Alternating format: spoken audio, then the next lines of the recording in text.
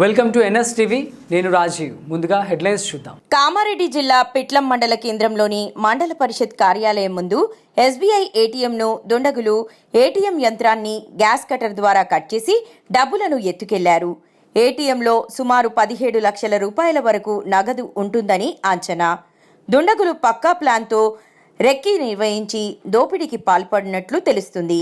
దుండగులు ముసుగుతో ఏటీఎం రూంలోకి ప్రవేశించారు.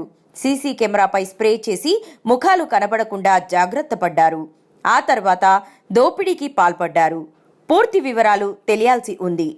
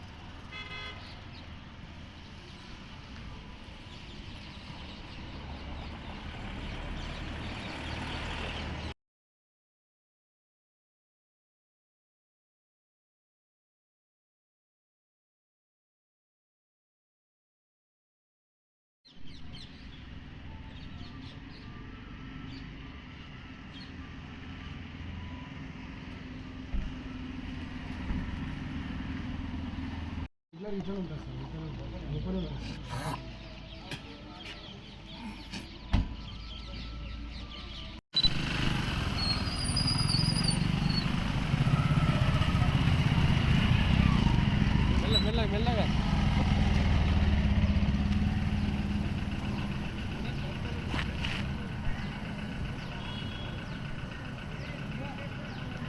అట్లా ఉన్నప్పుడు 2-3 రోజుల కింద అన్ని సీసీ కెమెరా ఉంటే ఎంక్వైరీ చేయాలి. సీసీ కెమెరా ఉంటాయి కదా, 3-4 రోజుల ముందు నుంచి దాన్ని చూడాలన్నమాట.